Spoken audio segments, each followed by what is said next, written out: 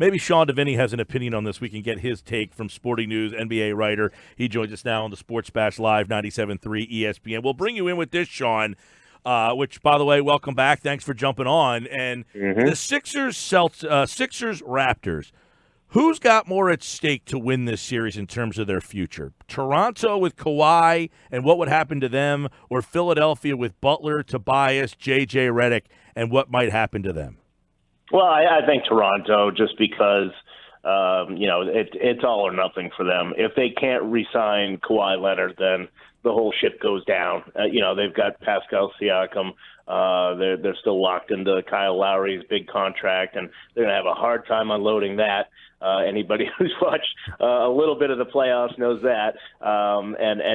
There's just not much else there. So they'd be looking at a full rebuild. If something happens with the Sixers, maybe they keep one of the guys, Harris or Butler. But anyways, you look at it, you still have that core of Embiid and Ben Simmons. So, you're starting with that. That's a much better place to be starting from than from scratch, which is where Toronto would be. How is that core being looked at in these playoffs right now? It seems that it depends on the night, depends on the game. Game 2 against Brooklyn, Ben Simmons looks like a winner.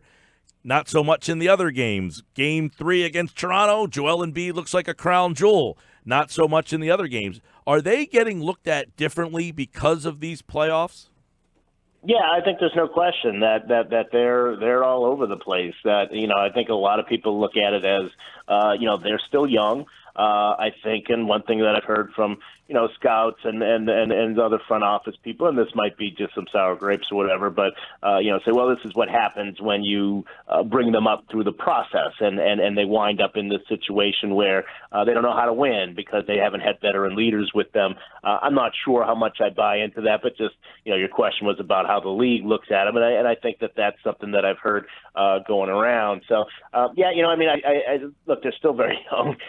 There's still a lot of growth there. I think obviously you're concerned about Embiid and his ability to stay healthy. I know he had an illness, and that's sort of what the latest thing is, and you wouldn't worry too much about that. But at this point in the playoffs, at such a big stage, he didn't exactly put up a Michael Jordan flu game, so that does concern you that, how ready are these guys for the big stage? And, that's sort of where they are, but they're still young. There's still a lot of growth to become, to come down the pike for them.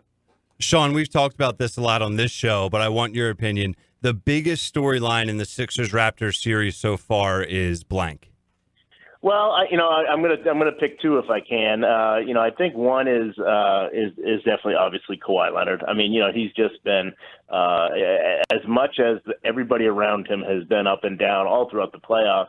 He has been such a machine, and it just seems like no matter what you do to stop him, he's going to find a way to get where he wants, get the shot he wants, and probably make it. I mean, the guy's shooting 62% from the field, averaging 38 points. So his just his consistency and his dominance, that's really been to me the big the big story. And on the Sixers side, I wonder about Tobias Harris in this series. That to me has been sort of an underappreciated angle here. He has really struggled to make his shot, and that's what he's there for. And heading into free agency, this is certainly not the kind of series that he wants. I was looking at some of the numbers. He has had 24 3-point shots that are either open or wide open, and he's made only 6 of them in this series, and that's 6 for 20. But you've got to be around 40-45% on those kinds of shots. So he's really been a story, just his inability to make shots. Yeah, all good points, Sean, and those are topics that we've discussed at length here. And just to elaborate on a little bit of that, I'm going to give you my opinion, and then I want you to comment and either agree or disagree or none of the above. I've been saying on the show that Kawhi has been absolutely spectacular. Historic numbers. He's essentially unguardable, everything that you just mentioned. But when I take a step back and I look at the series in 4 games, to me, I'm not putting my hands up and saying Kawhi's too much. Like this team with Kawhi right now cannot be beaten. The Sixers cannot overcome this. Maybe I'm being biased. I'm trying my hardest not to be. The story for me is what the Sixers are failing to do, and Embiid's unreliability, along with a lot of other factors such as Tobias Harris and some other things. How do you look at it? Do you think that the Raptors with Kawhi, how he's playing, it's just too much, or it's more of the Sixers can't figure it out? No, I think this series is every bit as even as the 2-2 score suggests. You know that if you've got Leonard doing what he's doing, you still need something else. And for the Raptors, they haven't found anything reliable as well as Gasol and Lowry played in Game 4. That's been the anomaly. That's not been the case time in and time out. All those things that you're mentioning, all those, I mean, Tobias Harris was what, 2 for 13? Yep. He makes a couple of those shots, and it's a different ball game. Embiid makes that last drive, and it's a different ball game. And of course, Kawhi hits an incredible 3-point, a very, very difficult shot, basically to win the game, to seal that game. If you're the Sixers and everything that went wrong in that game, and you look at it and you say, we should have won that. You could look at that game and say we should have won that. That's got to be some positive there. It should be 3-1. You should have them on the ropes right now. But to me, everything going wrong that went wrong in Game 4, that's got to give you some encouragement. Of course, they've got the home court advantage, and there's only as many as 3 games left, so that's a problem for the Sixers, no question. But I don't come out of Game 4 completely down if I'm Philadelphia. All right, let me ask you this as we talk with Sean Deveney of the Sporting News. This is also something we've kind of been mulling all day and have mixed opinions on. So in your opinion, Sean, going into the series, who did you think was the better team? And now, as they stand here 2-2 knotted up, who do you think is the better overall team? If it's changed at all, or is it the same? Yeah, I thought it was Toronto coming in. I've been generally impressed with Philadelphia. I think that their depth was undersold. Obviously you don't need to play that many guys in a series like this, and with the way that the games have been spread out, you have guys pushing the 40-minute mark. But I think that the Sixers bench I thought was really going to be a problem, and it hasn't been. It really hasn't been. It's not been great, and certainly there's been bad moments. Greg Monroe getting the technical will not go down as one of his great decisions, no question. But I think their bench has at least kept up with Toronto's. I think that's been something that sort of surprised me, and because of that, I think you've got to at least put Philadelphia on the same level. And considering that what we've seen from Gasol and Lowry has not been anything close to what their reputations would hold, I think you'd have Philadelphia as the better team right now in terms of if they had home court advantage, I would definitely pick them to win at this point. It's only because Toronto has home court advantage that you kind of say, well, it's still a toss-up. So if the Sixers win tonight on Toronto's court, I would think then you like them in the series. Oh, I guess you would like with what you said about home court. Whoever wins tonight is probably in your mind the winner of the series. Yeah, and I guess what I would say though is if it's 3-2 either way, I would like the Sixers' chances better at coming back and winning a series down 3-2 against this Toronto team than vice versa, than Toronto's chances of coming back against the Sixers. I think Toronto, they can be pushed to the brink a little bit here, and I don't know how mentally tough they are. I've been surprised to see some of the softness out of guys like Ibaka and Gasol and Lowry, guys who are veterans, have been through it, and you'd think would have a little more mental fortitude at this time of year. Sean Deveney from the Sporting News is with us, longtime NBA writer. Yeah, and Sean, I've been on the side of look, I like Toronto as the better team, not for any other reason than they have the best player. And when it comes down to it, in these situations, I've watched LeBron a lot. He didn't have a lot of times the best supporting cast, but the best player typically found a way. And if these games are close, I'm going to go with Kawhi Leonard late in these games. I hate to say it. Sure, I want the Sixers to win, and I think they have more top-end talent, but Kawhi's still the best player and the most seasoned player. He's an MVP of the finals, so that, to me, tips the scales in that direction. So my question really is, when you look at it, is Kawhi Leonard the biggest obstacle for the Sixers, or is it themselves? Yeah, I know. I hear what you're saying, but I think you can beat this Toronto team. I think he's the only one who has that mental toughness that I was talking about. That I think you can get these other guys to collapse a little bit. I haven't been that impressed with them, and so to me, it's up to the Sixers to sort of just stick with what they're doing and hope that Embiid gets that little burst of energy and is a little different. That a couple of those shots from Harris go down, that they don't get into too much one-on-one ball, especially, when Jimmy really gets going. Sometimes he can be good, sometimes he can be bad. When he's feeling it, sometimes it hurts the team if he's out there shooting too much. I still think that I think it's about whether the Sixers can execute, and if they can execute, even if Kawhi is getting 38 points, I think they can still win. Yeah, we'll see if what Embiid he has. He's probable tonight with an upper respiratory infection. We'll see what happens with the latest as the Embiid wakes up turns, and also as the Ben Simmons shows up. Sean, I mean, game 2 against Brooklyn, he's great. How much frustration do you think there is within the Sixers organization about his lack of consistent aggressive play? I mean, if he plays like he did again, now I get it. He's got Kawhi defending him, which makes it more difficult. But can he take a page from Giannis and get? I know but that seems to be the counter. Well, he doesn't want to get to the line. But if he got to the line 13, 14 times, people aren't talking about his jump shot. It's like no, you're absolutely right. I think he looks at times to be afraid of getting to the line, like he doesn't want to get in that situation. I think if there's some ways that they can get out in transition and really, I mean, it's easier said than done. And of course, every team wants to get a fast break if they can. But I think that's got to be a bit of focus because that's how you get him going. That's how you get him with some confidence offensively. And you just haven't seen it. It is Kawhi on both ends. He's trying to guard Kawhi on the other end. If he's doing his job defensively, and as good as Kawhi has been, I think Simmons has not done a bad job on him. I think he's made things tough. Kawhi's just that good.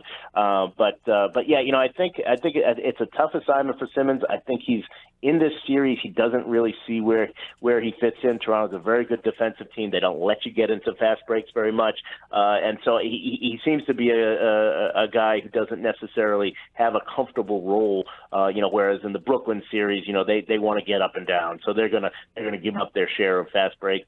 Toronto's not going to do that, so it really does seem to put Simmons in this box, and I do think he's afraid of going to the free throw line right now. Yeah, you just said something, though, that I want to interject. You mentioned, and there's another reason I tipped the scales to Toronto in terms of why I like them. You said they're a very good defensive team, and when we look at teams a lot, Sean, we go by how many points a game do you score, your offensive prowess. Defense gets swept under the rug, and in series like this, when you're down to a three-game set and 2 of them are in your home building, the team that plays very good defense consistently, that team scares me.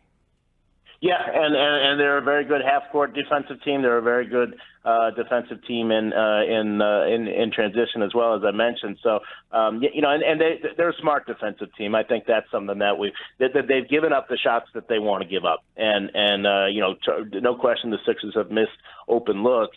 But that's part of that is the Raptors playing percentage basketball. If you see that Tobias Harris is going cold, but isn't going to stop shooting, then you let him shoot, and I think and you focus your defense elsewhere. And I think that's something that Toronto has done pretty well. But again, I still think that the Sixers can counter that.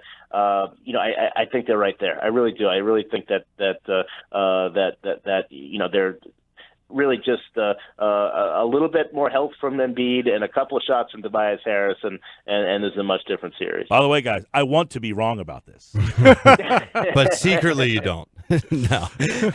Sean, there's so many storylines and things that you can look at that's taken place through these 4 games, but looking ahead now to tonight and essentially these 3 games that are left in the series potentially, if you're the Sixers, how do you take 2 of 3? Is there an adjustment that you see that can be made? Is there a game plan that they need to stick to? Or is this just, show up and do what you've done in the past 2 wins? Well, I do think you try to get out in transition a little bit more, obviously, to get Ben going. you probably want to roll back on Jimmy Butler with the ball in his hands. I know that's how he's most effective, but I think you want to use that at the right times, particularly in the fourth quarter. He seems to get a little too ball dominant at times, and part of that's out of necessity. Look, if Embiid isn't good, then Butler's probably your next best choice. So those two things sort of work together. But I don't think you really need to overhaul things. I think you got to stick with the fact that you won game 2, you won game 3, and you probably should have won game 4. So I don't think you want to tinker too much. Well, let me ask you, along those lines of adjustments, Sean, we're talking with Sean Deveney of the Sporting News, longtime NBA writer. When we talk about adjustments, that's usually a coaching thing, as Ryan was going into. What do you think you've learned through 4 games about Nick Nurse and about Brett Brown? Because I think that a lot of people put emphasis on Brett Brown's adjustments after that Game 1 loss, and I don't think people really and intentionally say that anything Nick Nurse did was so great in Game 4 there that that caused that Sixers meltdown. So what have you learned about both of the coaches? Yeah, I think Nurse did a much better job of obviously he sticks with Kyle Lowry, and I think that's big. And not that Fred VanVleet has been playing much better behind him. I think he's shooting something like 13% from the field. So that guy can't buy a shot. I know. So I mean, it's not like he has a difficult decision to make. Or it means it's coming. Yeah, that's what worries me is that he can't buy a shot. Yeah, right. He's not that bad, but yeah, I think obviously sticking with Lowry, getting him into some better positions in the last game, getting Marc Gasol some looks that he's more comfortable with, coming off the screen game. Mm-hmm. I think that was something that Nurse hadn't done a whole lot of, certainly in the Orlando series. They didn't really need to, So I think he's been his adjustments have been good, but in the end, like you say, he's got Kawhi Leonard, and what he does in the end is get it to him and get him into his sweet spot. So I think that's been, that's not much of an adjustment that you need to do there. And Brett Brown, like you say, after Game 1, I think changing up the defense, obviously, is something, but he hasn't had to do a whole lot since. And I think, probably. The way he's managed the bench, I don't know that you could really do it much different. I think there's been some good spots, but I think that getting enough out of that bench that like I said, really I thought was going to be a huge Achilles heel for them. I think it hasn't been that bad. So you got to give him a lot of credit for that. He's found just enough out of guys like Ennis and Greg Monroe. Mike Scott hasn't been much of a factor, obviously, but just finding just enough out of those guys, which is really it's a shoestring type bench. But getting just enough out of them has been that's been impressive to me. Sean, I want to backpedal a little bit. The last question that I asked you was, how do the Sixers take this game, and how do they take 2 of 3 moving forward? Part of your answer was cut back a little bit on Jimmy Butler with the ball in his hands down the stretch. For me, that's an area that I've applauded with the Sixers, getting the ball out of Ben Simmons' hands, letting Jimmy kind of control the offense and have that ability to be a threat as a scorer. So I just kind of want you to elaborate on that. If you think that they do need to get it out of his hands, I want your opinion on then what's the move there, if not Jimmy? Well, I think it's more ball movement, and Brett Brown's offense, certainly before they got Jimmy was much more ball movement based, and I think going to that, and I'm not saying that. Look, the idea being that in the last 10 minutes of the game, you want to go through Jimmy Butler, but I don't think you want to do it in the first 38 minutes quite as much as they do. The tendency to over dribble and a tendency to really slow down and sort of muck up the offense, and it doesn't always lead to quality looks. I think he is their best option when Joel is not 100% as he's not been. But having said that, I don't think you've got enough weapons that I think ball movement and sort of maybe trying to get Ben involved, using Ben's passing. there's other ways to get that to get those shots other than relying on Jimmy Butler hammering the ball into the floor for 7-8 seconds and then making the decision. I think that's valuable in the down the stretch when you really need it. But I don't want to play that card in the first quarter. I guess that's what I'd say on that. Sean, I want to get your couple thoughts on these other series. What has happened with the Celtics? We open this with what will happen to Toronto and Philly should they lose. What will happen in Boston if they end up going down? They are down 3-1 and look disinterested at times. And last night they got beat for the second time on their home floor in this series. So what happens in Boston if they go down 4-1 and get beat, tomorrow night? Who cares? Great answer. Great answer. Sean trying to get immortalized in Philadelphia history right there. Get him a statue. Look, I think obviously they're going to make a push to keep Kyrie Irving. I think he wants out. I really do. I didn't believe that up until the last couple months, and you really saw it change. As far as what's happened in the playoffs here, I think one thing that did happen is, I think a lot of people looked at the sweep of Indiana and said, okay, well, the teams, they're getting it together. They flipped the switch. They're all this. But if you look at each one of those games, they were all ugly games. The Celtics did not look good, and Indiana didn't have Victor Oladipo, obviously, and they won 4 in a row there. But Indiana was either ahead or within one possession in every game with in the last 5 minutes of each of those 4 games. So these weren't games that the Celtics were winning, with beautiful basketball. So I can't say I'm hugely surprised to see them in this position now. They've not been together. They've not been connected. That's been the case all season. That's been covered ad nauseum. And now, I think that look, if Danny Ainge has a strong sense that Kyrie Irving is out, then I don't think he makes the Anthony Davis trade, and I think they start looking at the young guys they have and say, okay, what can we do with these guys?